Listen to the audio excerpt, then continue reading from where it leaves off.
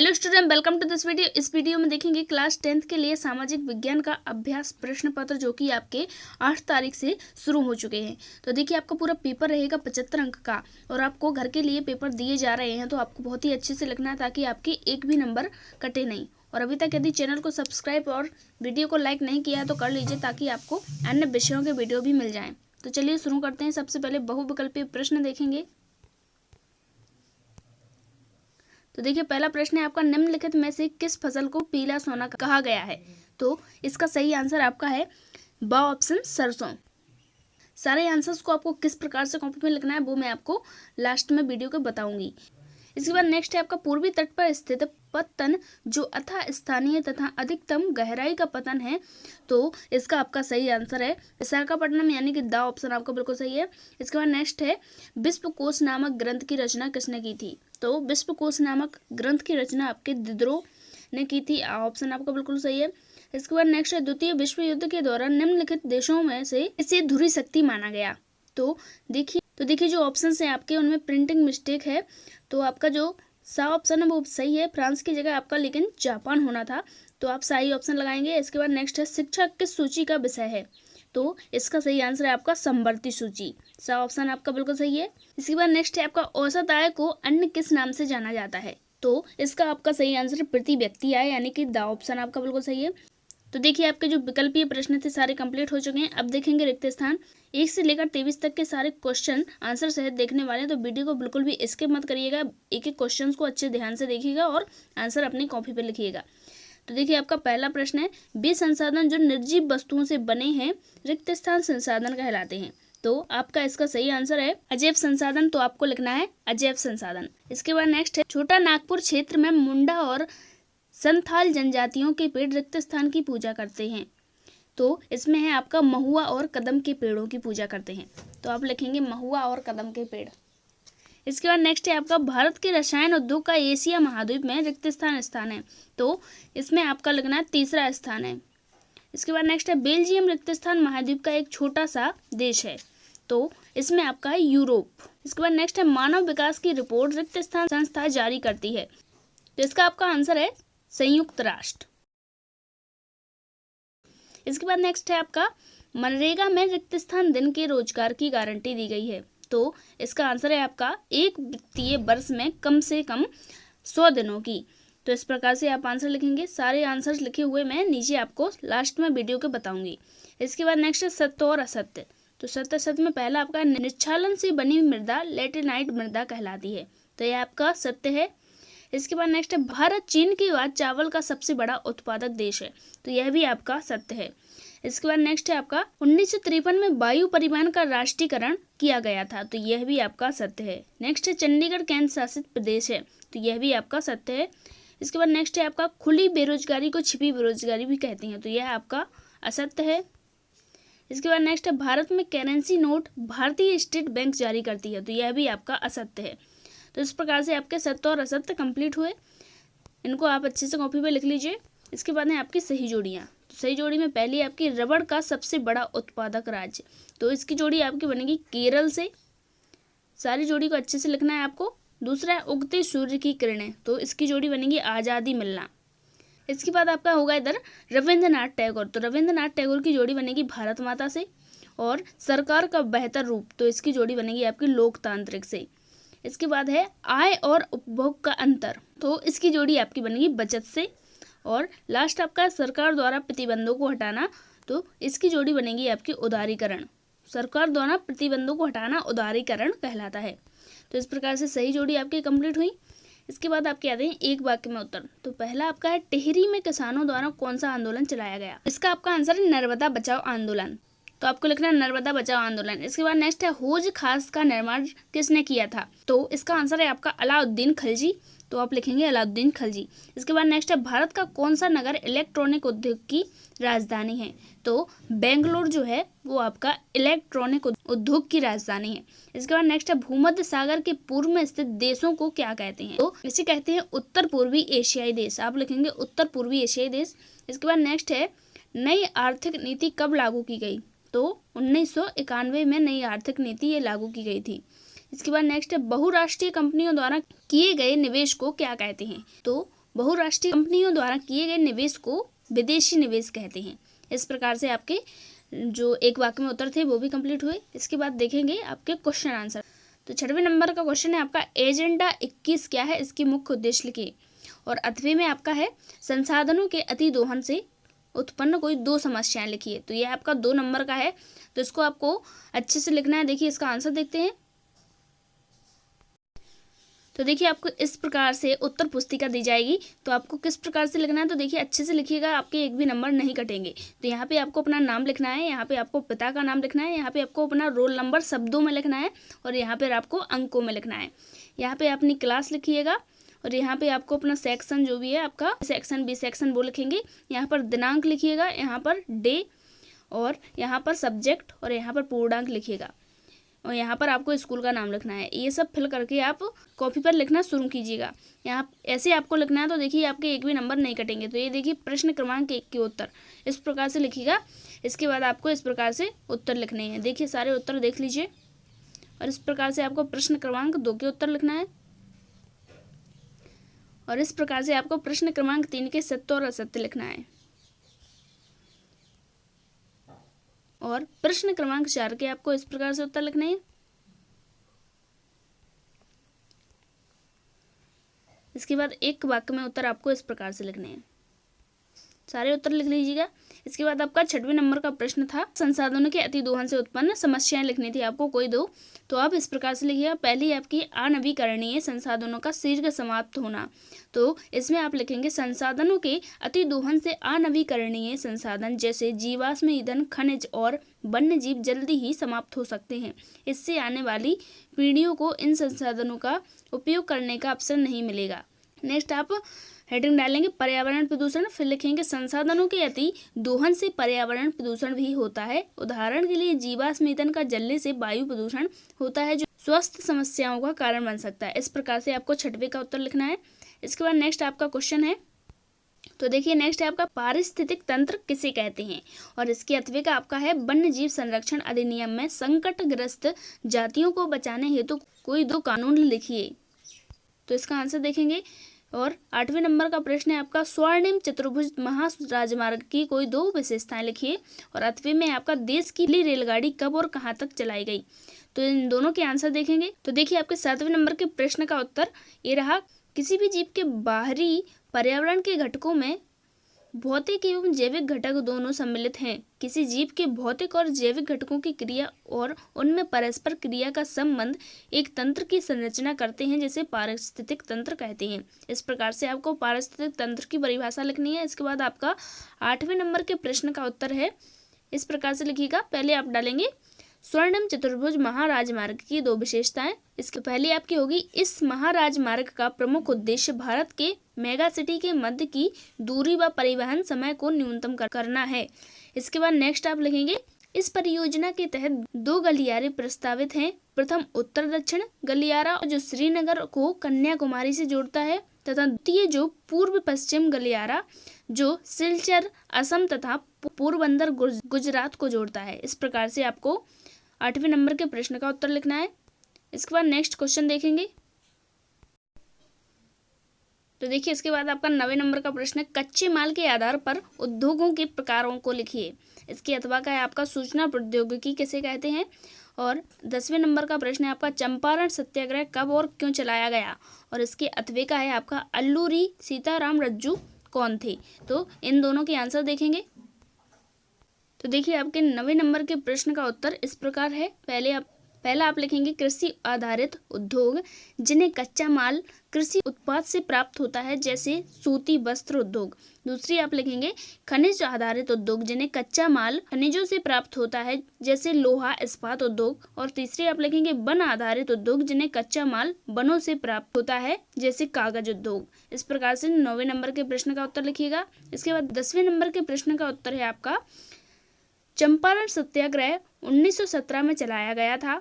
इसका कारण था कि चंपारण जिले में किसानों को बड़ी मुश्किलें हो रही थीं और उन्हें अधिकारों की मांग थी। उन्होंने ब्रिटिश सरकार के खिलाफ आंदोलन चलाया। चंपारण सत्याग्रह में किसानों की मुख्य मांग थी कि उन्हें भूमि का अधिकार मिले और वे न्यायपूर्वक अपनी खेती कर सकें। उन्हें अधिकारियों द्वारा लगाए गए अत्याचारों का भी विरोध था। चंपारण सत्याग्रह के बाद किसानों को बहुत सारे लाभ मिले। इस आंदोलन के परिणाम स्वरूप उन्हें भूमि का अधिकार मिला और उन्हें न्यायपूर्वक खेती करने का अवसर मिला। यह एक महत्वपूर्ण और सफलतापूर्वक आंदोलन था। इस प्रकार से आपको 10वें नंबर के प्रश्न का उत्तर लिखना है। इसके बाद नेक्स्ट आपका क्वेश्चन है, देखिए 11वें नंबर का प्रश्न है, यूरोप में सब लोगों के जीवन पर आलू का क्या प्रभाव पड़ा। इसके अथवा है आपका कौन सी फसल भारत में उगाई जाती थी और अंग्रेजों द्वारा चीन को क्यों निर्यात की जाती थी। तो इसका आंसर देखेंगे हम। और 12वें नंबर का प्रश्न है आपका बेलम क्या है और इसका अथवा है खगोल शास्त्र किसे कहते हैं। तो इसका आंसर हम बेलम वाला देखेंगे। तो चलिए देखते हैं। तो देखिए 11वें नंबर के प्रश्न का उत्तर देखेंगे, अंग्रेजों ने चीन को निर्यात करने के लिए भारत में अफीम उगाई और इस बिक्री से अर्जित धन से ब्रिटेन ने चीन से अपनी चाय और अन्य आयातों का वित्तारोपण किया। 1820 के दशक से चीन को अफीम का निर्यात तेजी से बढ़ा। उसके बाद कुछ समय तक अफीम भारत का सबसे बड़ा निर्यात था। इस प्रकार से 11वें का उत्तर लिखिएगा। इसके बाद 12वें का उत्तर है आपका बेलम शब्द का अर्थ बछड़े की खाल से बने चर्म पत्र से है। इसे लगभग चमड़े की तरह ही संसाधित किया जाता है, लेकिन अंतिम उत्पाद एक सफेद चिकनी और बहुत टिकाऊ सतह देता है। हालांकि यह केवल बछड़े की खाल से बने एक कागज की तरफ इशारा करता है। आधुनिक चर्म पत्र कपास और लकड़ी के गुदे से बनाया जाता है। इस प्रकार से 12वें का उत्तर लिखिएगा। इसके बाद नेक्स्ट क्वेश्चन है आपका, तो देखिए नेक्स्ट है आपका 13वें नंबर का प्रश्न, गुटेनबर्ग की छपी पुस्तक बाइबल की कोई दो विशेषताएं लिखिए। अथवा का आपका पांडुलिपियां क्या थीं। इसके बाद आपका 14वें नंबर का प्रश्न है, नारीवाद आंदोलन क्या है और अथवा में आपका महिलाओं का राजनीतिक में प्रतिनिधित्व से क्या तात्पर्य है। तो इनके आंसर देखेंगे। तो देखिए 13वें नंबर के प्रश्न का उत्तर आपका है, गुटेनबर्ग द्वारा मुद्रित पहली पुस्तक बाइबल थी। मुद्रित बाइबल की अनूठी विशेषताएं इस प्रकार हैं। तो पहली विशेषता है आपकी यह दिखनी और लेआउट में लिखित पांडुलिपियों से काफी मिलती जुलती थी। धातु अक्षरों के प्रकार सजावटी हस्तलिखित शैलियों की नकल करते हैं। और इसकी दूसरी विशेषता है आपकी सीमाओं को पत्तों और अन्य पैटर्न से हाथ से रोशन किया गया था। अभिजात वर्ग और आम लोगों के लिए पुस्तकों की छपाई अलग अलग थी। इसके बाद नेक्स्ट है, प्रत्येक निर्माता डिजाइन और पेंटिंग करने वाले स्कूल के बारे में निर्णय ले सकता है। इस प्रकार से 13वें का उत्तर लिखिएगा। इसके बाद नेक्स्ट है आपका 14वें का उत्तर। तो इसमें आप लिखेंगे नारीवाद आंदोलन क्या है। तो वह लिखना है, महिलाओं के राजनीतिक और वैधानिक दर्जे को ऊंचा उठाने, उनके लिए शिक्षा और रोजगार के अवसरों को बढ़ाने की मांग और उनके व्यक्तिगत एवं पारिवारिक जीवन में बराबरी की मांग करने वाले आंदोलन को नारीवाद आंदोलन कहते हैं। तो इस प्रकार से आप लिखिएगा। इसके बाद नेक्स्ट है आपका 15वें नंबर का प्रश्न, जवाबदेही सरकार क्या है और इसके अथवे का है आपका वैध सरकार किसे कहते हैं। और 16वें नंबर का प्रश्न है, संगठित क्षेत्र के कोई दो लाभ लिखिए और अथवे में है आपका कार्यों के आधार पर अर्थव्यवस्था को कितने भागों में विभाजित किया जाता है। तो इन दोनों प्रश्नों के आंसर देखते हैं। तो देखिए 15वें नंबर के प्रश्न का उत्तर आपका है, जवाबदेही का अर्थ सरकारी अधिकारियों में निहित विवेकाधिकारों तथा प्राधिकारों की राज्य व्यवस्था के विभिन्न अंगों द्वारा बाह्य समीक्षा करना है। शासन के एक पहलू के तौर पर यह सार्वजनिक क्षेत्र, गैर लाभकारी और निजी क्षेत्रों की समस्या से जुड़ी बहस का केंद्र रहा है। तो इस प्रकार से 15वें का उत्तर लिखिएगा। और अभी तक यदि वीडियो को लाइक और चैनल को सब्सक्राइब नहीं किया तो कर लीजिए, ताकि आपको अन्य विषयों की वीडियो भी मिल जाए। इसके बाद 16वें नंबर के प्रश्न का उत्तर देखेंगे, अर्थव्यवस्था की संरचना का मतलब विभिन्न उत्पादक क्षेत्रों में इसके विभाजन से है, क्योंकि अर्थव्यवस्था में विभिन्न प्रकार की आर्थिक क्रियाएं गतिविधियों को संपादित की जाती हैं, जैसे कृषि उद्योग, व्यापार, बैंकिंग, वाहन, संचार, बिजली आदि। सभी अर्थव्यवस्था की तरह भारतीय अर्थव्यवस्था को 3 भागों में बांटा गया है। तो इस प्रकार से आप लिखिएगा, पहली आपकी है प्राथमिक क्षेत्र, दूसरी है द्वितीयक क्षेत्र, तीसरी है तृतीयक क्षेत्र या सेवा क्षेत्र। तो आपको प्राथमिक क्षेत्र को इस प्रकार से लिखना है, इसके अंतर्गत कृषि, पशुपालन, मछली पालन, जंगल से वस्तुओं को प्राप्त करने जैसे व्यवसाय आते हैं। तो द्वितीय क्षेत्र को औद्योगिक क्षेत्र कहा जाता है। इसके अंतर्गत खनिज, व्यवसाय, निर्माण कार्य, जन उपयोगी जैसे गैस और बिजली आदि के उत्पादन आते हैं। और तीसरे में है आपके तृतीयक क्षेत्र को सेवा क्षेत्र भी कहा जाता है। इसके अंतर्गत बैंक एवं वाहन, संचार एवं व्यापार आदि क्रियाएं सम्मिलित होती हैं। यह क्रिया प्राथमिक एवं द्वितीयक क्षेत्र की क्रियाओं को सहायता प्रदान करती है, इसलिए इसे सेवा क्षेत्र भी कहते हैं। तो इस प्रकार से आपको आपके 16वें नंबर के प्रश्न का उत्तर लिखना है, तो देख लीजिए अच्छे से। इसके बाद नेक्स्ट है आपका, तो देखिए आपका 17वें नंबर का प्रश्न है, मुद्रा का अर्थ समझाइए और अथवा में आपका वस्तु विनिमय से क्या आशय है। और 18वें का प्रश्न है आपका, कांडला समुद्री बंदरगाह की कोई 3 विशेषताएं लिखिए।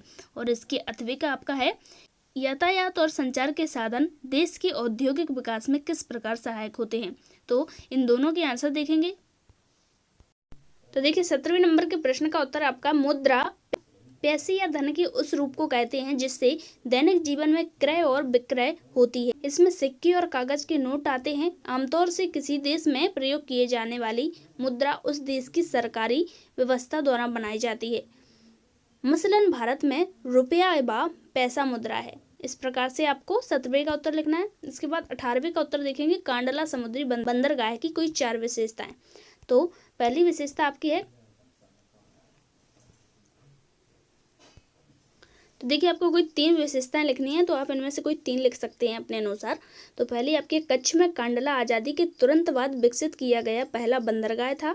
दूसरी आपकी, विभाजन के बाद कराची बंदरगाह पाकिस्तान के हाथों चले जाने के बाद इस बंदरगाह ने मुंबई बंदरगाह पर व्यापार की मात्रा को कम कर दिया। तीसरा आपका है, इसे दीनदयाल बंदरगाह के नाम से भी जाना जाता है। चौथा है, एक ज्वारीय बंदरगाह है। इसके बाद आपकी नेक्स्ट है, जम्मू और कश्मीर, हिमाचल प्रदेश, पंजाब, हरियाणा, राजस्थान और गुजरात राज्यों में फैले अत्यधिक उत्पादक अन्न भंडार और औद्योगिक बेल्ट के निर्यात और आयात की सुविधाजनक हैंडलिंग को पूरा करता है। इस प्रकार से आप अपने अनुसार कोई भी 3 लिख सकते हैं। इसके बाद नेक्स्ट आपका क्वेश्चन है,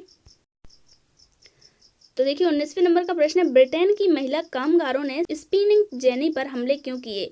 और इसका अथवा है आपका, पूर्व औद्योगिकरण का आश्रय लिखिए। और 20वें नंबर का प्रश्न है, संघीय शासन व्यवस्था की विशेषताएं लिखिए। और अथवे का है आपका, क्षैतिज वितरण क्या है समझाइए। तो इन दोनों के उत्तर देखते हैं। तो देखिए 19वें नंबर के प्रश्न का उत्तर आपका है, स्पिनिंग जेनी के आविष्कार के बाद ब्रिटेन के हथकरघा कारीगरों को लगने लगा कि इस नई मशीन से उनका रोजगार छिन जाएगा। इस मशीन को वे अपने अस्तित्व के लिए खतरा समझने लगे, इसलिए ब्रिटेन की महिला कामगारों ने स्पिनिंग जेनी मशीनों पर हमले किए और तोड़फोड़ दिया। इस प्रकार से 19वें नंबर के प्रश्न का उत्तर लिखिएगा। और 20वें नंबर के प्रश्न का उत्तर आपका इस प्रकार है, संघीय व्यवस्था की कुछ महत्वपूर्ण विशेषताएं। तो पहली आपकी है, 2 स्तरीय सरकार। यहाँ सरकार 2 या अधिक स्तरों वाली होती हैं। दूसरी है, शक्ति का वितरण। अलग अलग स्तरों की सरकारें एक ही नागरिक समूह पर शासन करती हैं और पर कानून बनाने, कर वसूलने और प्रशासन का उनका अपना अपना अधिकार क्षेत्र होता है। इसके बाद नेक्स्ट है आपका, संवैधानिक स्थिति। विभिन्न स्तरों की सरकारों के क्षेत्र संविधान में स्पष्ट रूप से वर्णित होते हैं, इसलिए संविधान सरकार के हर स्तर के अस्तित्व और प्राधिकार की गारंटी और सुरक्षा होती है। इसके बाद आपका 4th नंबर का है, और 5th और 6th और 7th इस प्रकार से आपको लिखना है, तो आपके एक भी नंबर नहीं कटेंगे। इसके बाद नेक्स्ट क्वेश्चन देखेंगे। तो देखिए 21वें नंबर का प्रश्न है, साइमन कमीशन का गठन क्यों किया गया, भारतीयों ने इसका विरोध क्यों किया। और 8वें में आपका, सविनय अवज्ञा आंदोलन के प्रमुख कारण को समझाइए। और 22वें नंबर का प्रश्न है, राजनीतिक दल के प्रमुख कार्यों का वर्णन लिखिए। और अथवा में आपका, राजनीतिक दलों के समक्ष क्या चुनौतियां हैं समझाइए। तो इन दोनों के उत्तर देखेंगे। तो देखिए 21वें नंबर के प्रश्न का उत्तर आपका इस प्रकार से है, 1927 ईस्वी में ब्रिटेन की टोरी सरकार ने भारत में राष्ट्रवादी आंदोलन के जवाब में एक वैधानिक आयोग का गठन किया, जिसे साइमन कमीशन के नाम से जाना जाता है। इस कमीशन के अध्यक्ष सर जॉन साइमन थे। और इस प्रकार से आपको सारा आंसर लिख लेना है, 5 पॉइंट आपको लिखना है। इसके बाद नेक्स्ट है आपका 22वें नंबर का प्रश्न का उत्तर। तो आपको इस प्रकार से लिखना है, राजनीतिक दल, फिर इतना लिखिएगा, फिर इसके बाद आपको एक पॉइंट डालकर लिखना है, तो आपके एक भी नंबर नहीं कटेंगे। अच्छे से लिखिएगा। तो इसके बाद नेक्स्ट क्वेश्चन आपका है, तो देखिए आपका लास्ट और 23वें नंबर का प्रश्न है, भारत के मानचित्र में निम्नलिखित को दर्शाइए। तो पहला आपका है रानीगंज, दूसरा है झरिया, तीसरा है कोरबा और चौथा है सिंगरौली। और 8वें में आपको दर्शाना HPG गैस पाइपलाइन और मुंबई हाई और मलाज खंड और खेतड़ी। तो इनमें से आपको ये करना है, तो आपका जो पहला वाला है ये देखेंगे हम। तो चलिए देखते हैं। तो देखिए आपको इस प्रकार से मानचित्र में दर्शाना है, तो इसका आंसर देखेंगे।